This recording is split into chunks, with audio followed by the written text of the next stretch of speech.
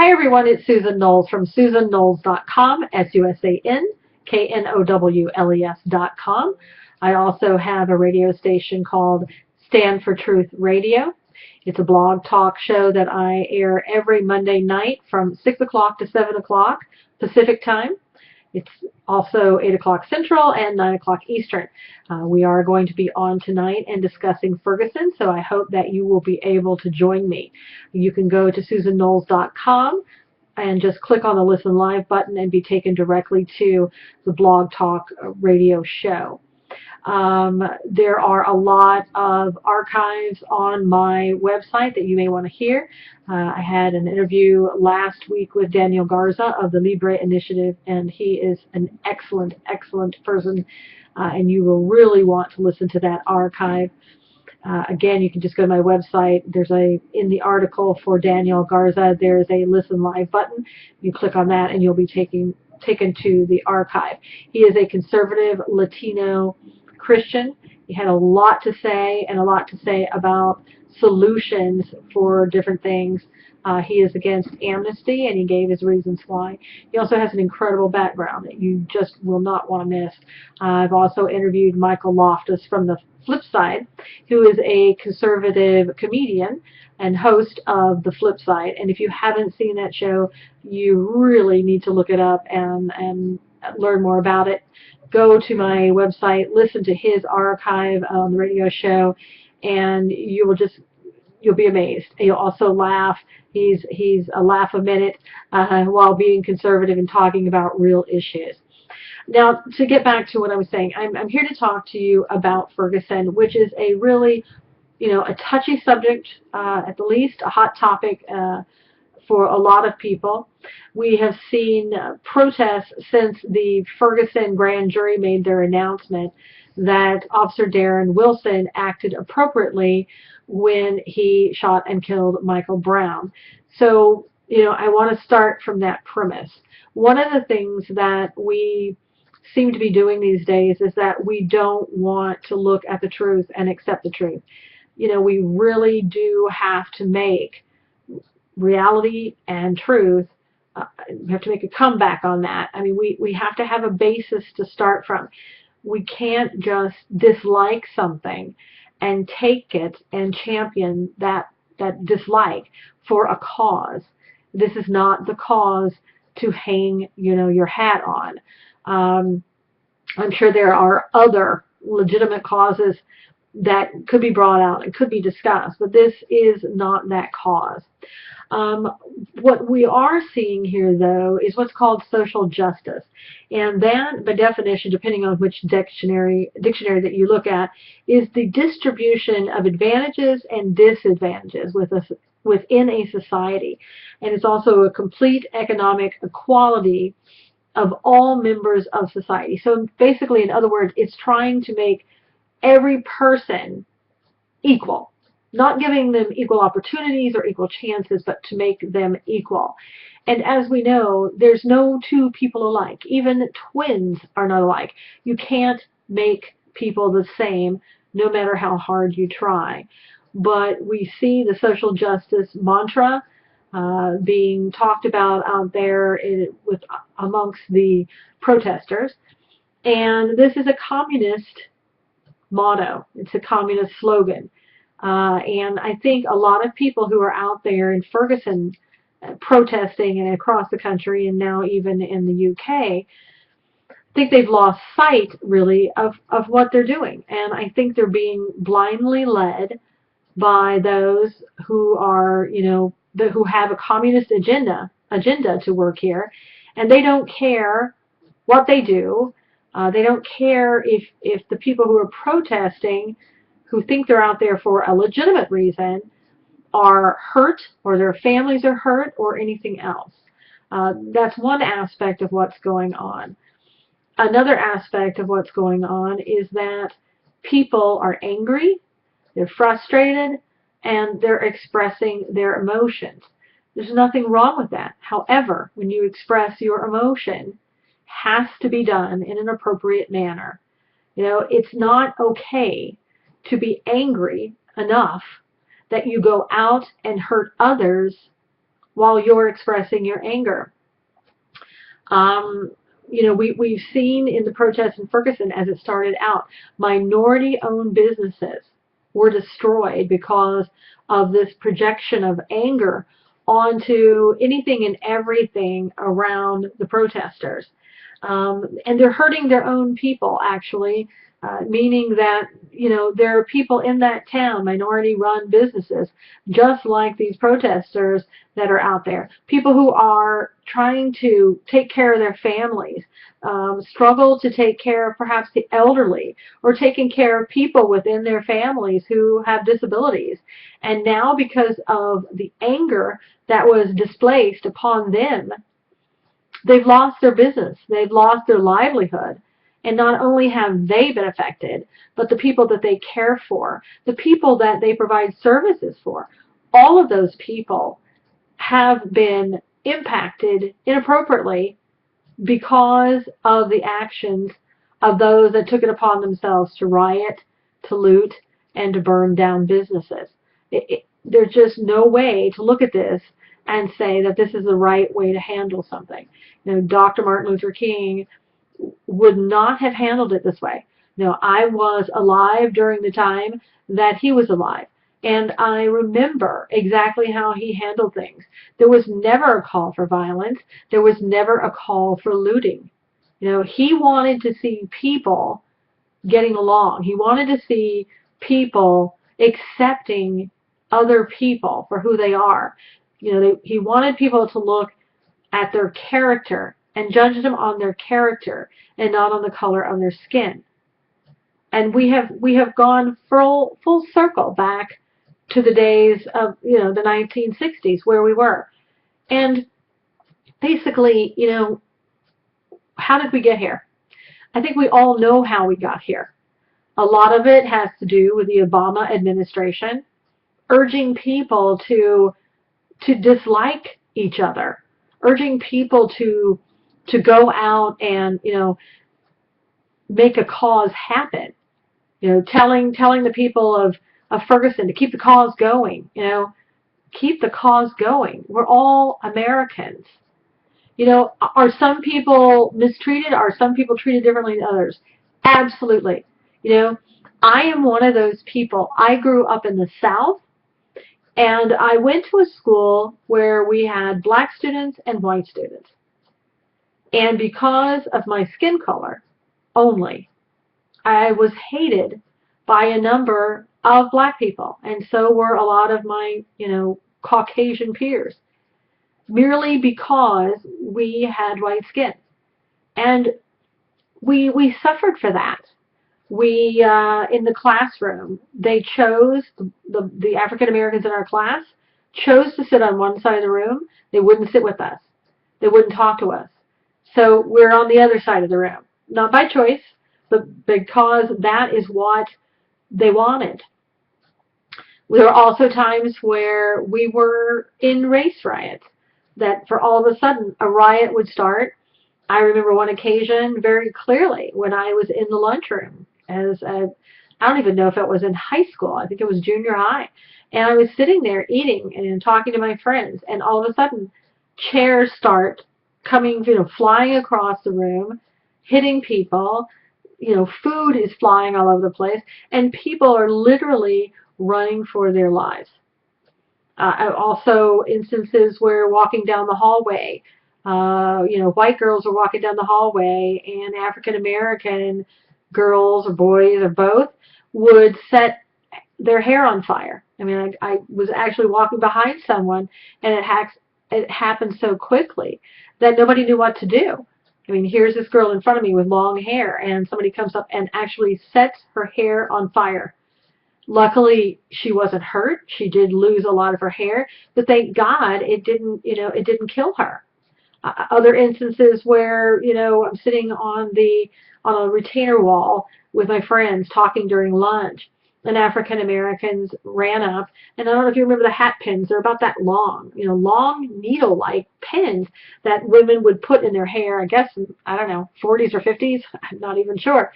But those would be stuck in our spines as we sat there, So When people say, well, you don't know what it's like, you haven't felt the pain, you have white privilege, I and fellow classmates were discriminated against every day based solely on the color of our skin. That's it. And I haven't seen that type of rage and inappropriate behavior on either side. I haven't seen that since I was a small child.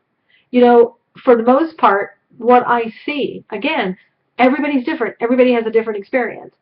But what I've seen are people who truly, truly want to know each other, want to get to know each other, have no ill will for that other person based on skin color. But I remember when I became a psychotherapist, the one thing that was hammered into our heads in the classroom is that, oh, you can't look for commonality. You've got to look at our differences. It's a must. If you don't do that, somehow you're ignoring another person's culture. You're not respecting that person's culture. And I tell you what, I wholeheartedly disagree. Because I think that we need to look at what we have in common with each other. We can look at the differences and we can acknowledge them. But that's where it needs to end.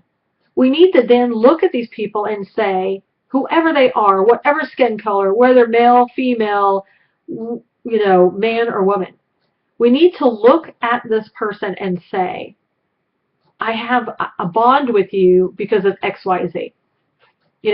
First of all, we are all human beings.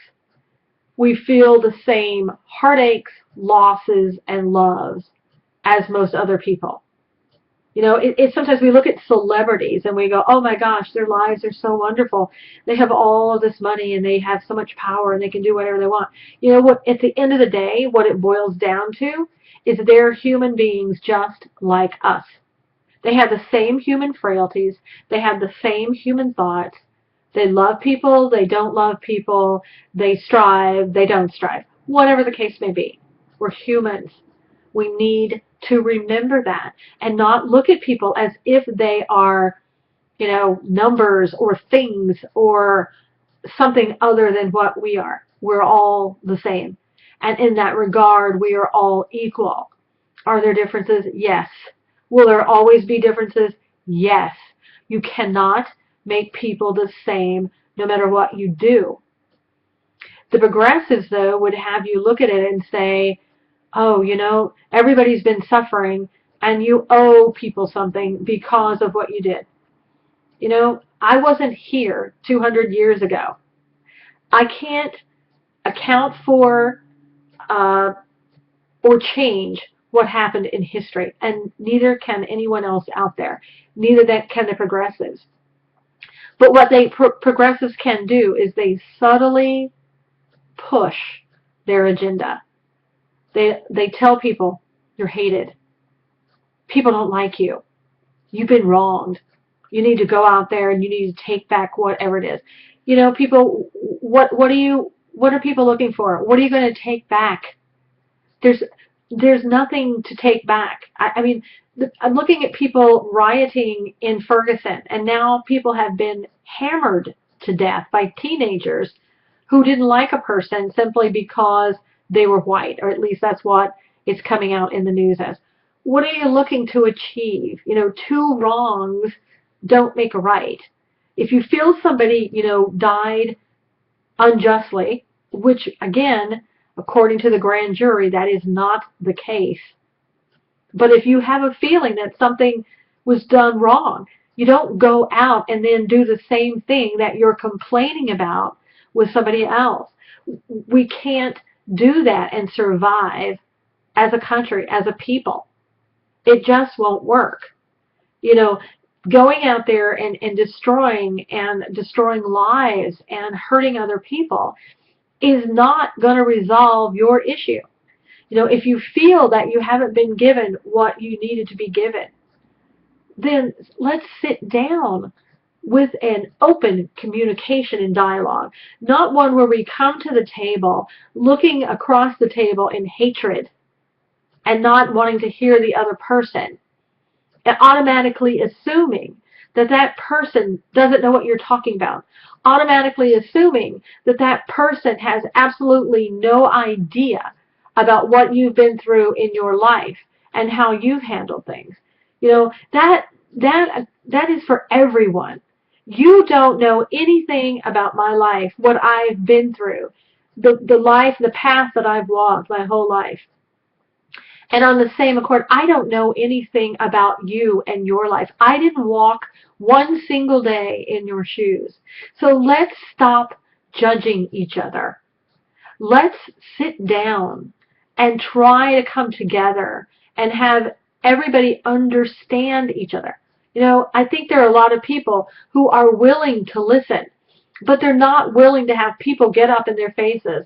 They're not willing to have people, like they did in San Diego, stand and block the road and keep repeating things over and over. People have children. People have financial responsibilities. People need to eat. They need to get to work. That's not a way to resolve things.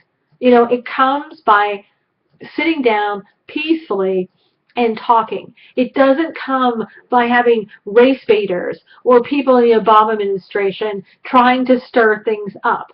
You know, as long as our nation can sit there and be torn apart, absolutely ripped apart, people like the progressives and the communists who have an agenda can silently, subtly, and like they've always been doing, pushing ahead as quietly and quickly as possible to get their agenda. And what is their agenda?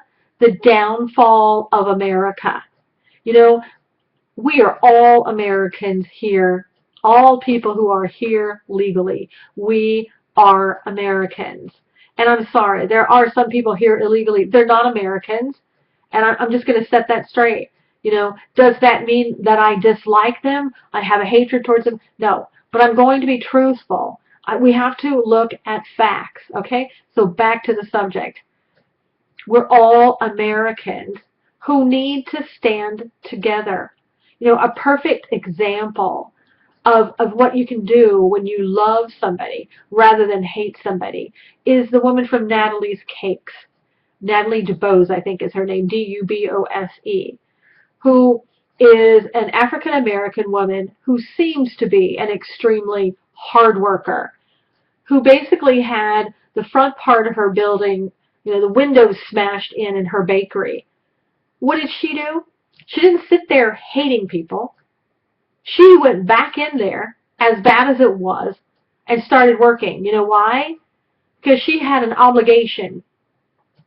She had taken a responsibility. She had taken orders from people for cakes and other things, and she went in there to fulfill her obligation to those people despite her loss, despite her hardship. And why did that happen to her? Because her building just happened to be at the wrong place at the wrong time, so that when those people were angry, and when they came by, they decided, you know what, I'm just going to, you know, break her window, without any regard as to what that might do to her life.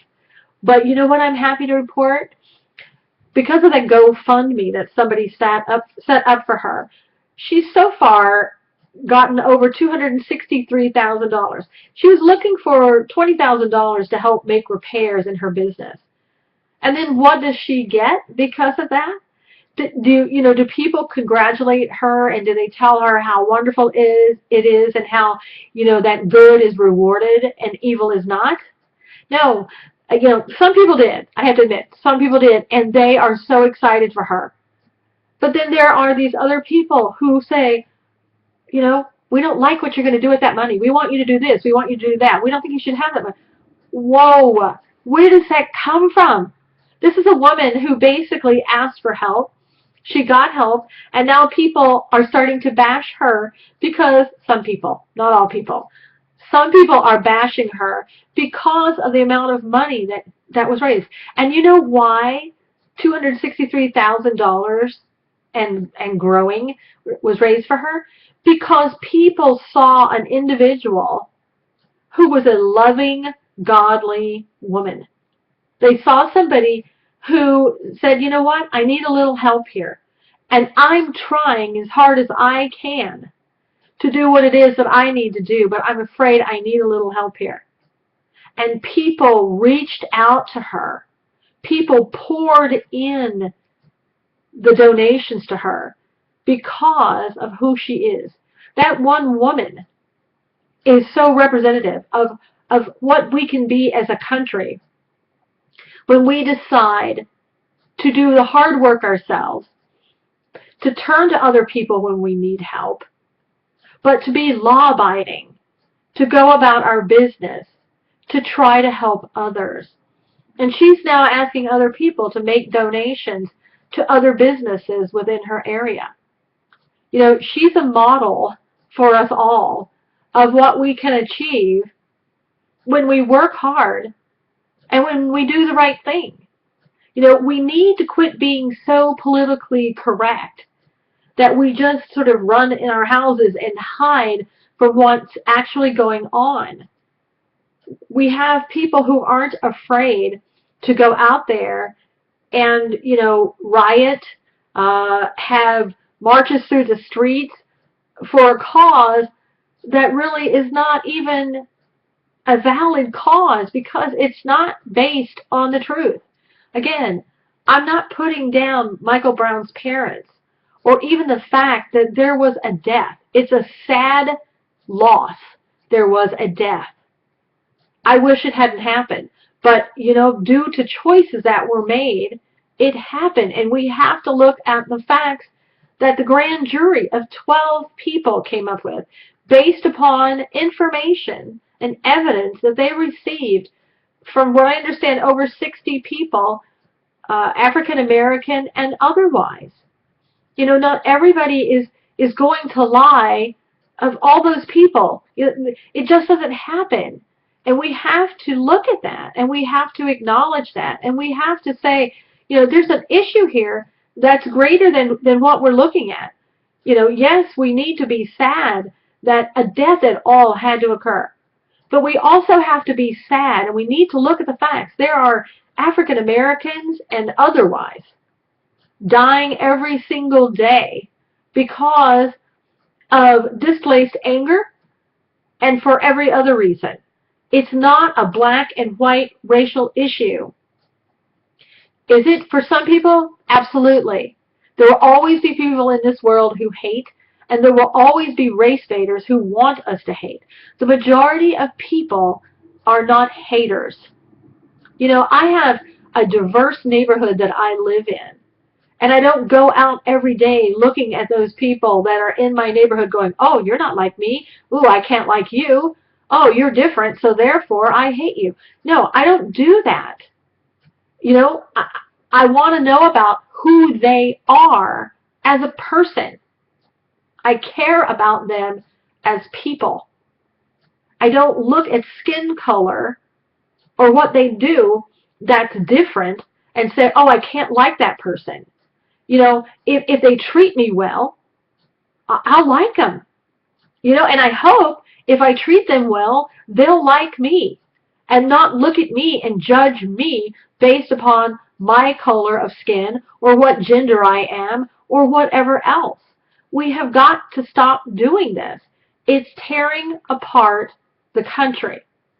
You know, I keep thinking, like, what can we do, you know, to resolve all of this? And I think, you know, some of the things that I've talked about are things that we need to do. We really need to listen to each other, but we need to come to the table, first and foremost, with an open and honest communication. And be willing to sit down, be willing to listen to the other side without this prejudged notion. Already coming to the table thinking one thing and just judging people before you even hear what they have to say.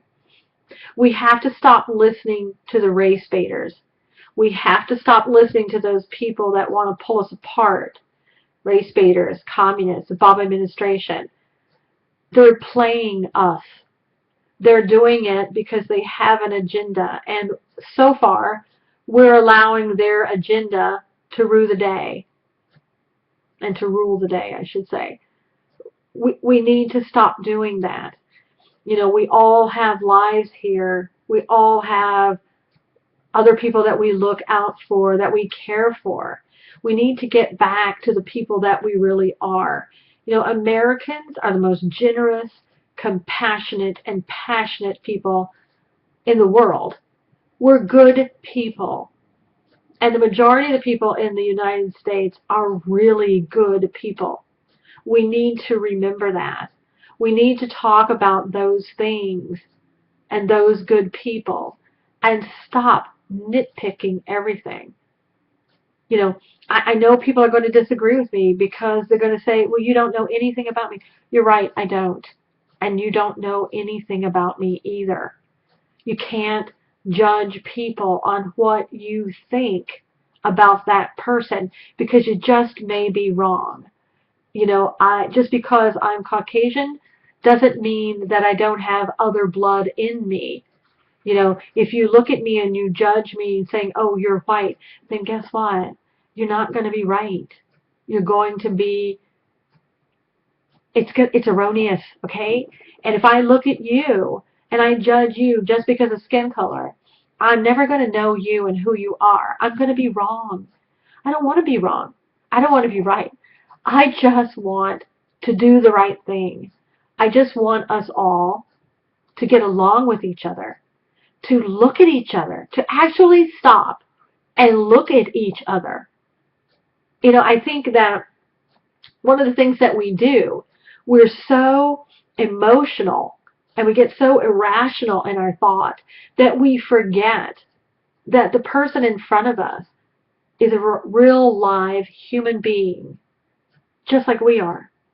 We look at buildings, like the minority-owned businesses that were burned down. We look at it and we go, oh, that's a building. No, it's a life that someone has built for themselves and for their families. There are human beings connected to that building.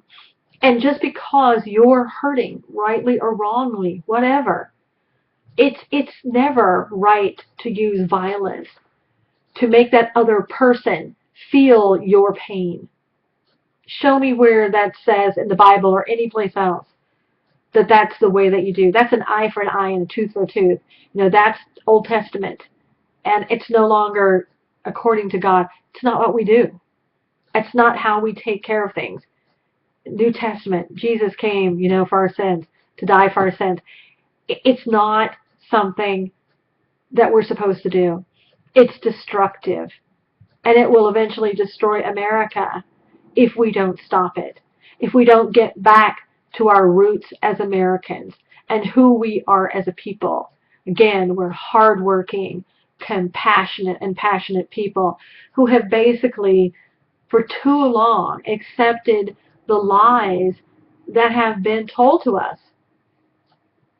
We are a loving people, where the majority of us do love each other and want to help each other. We come together every time there is a tragedy, and we help each other out like never before. And we help out other countries like never before. It's just the facts. You may not like America for certain things. You may be down on America for what you learned or didn't learn in school. But the facts are the facts. The people in the United States have always helped other people, and they help their own.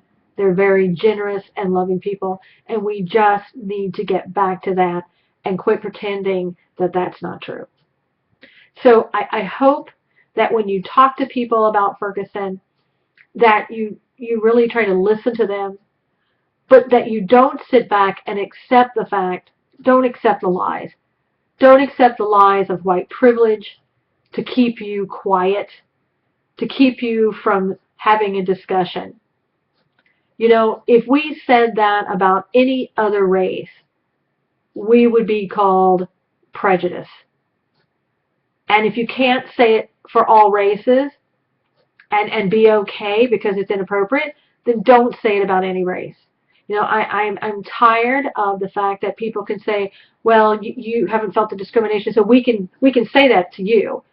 It's not hate because, you're white. No, no, that's another lie. That's another lie that the progressives want you to believe.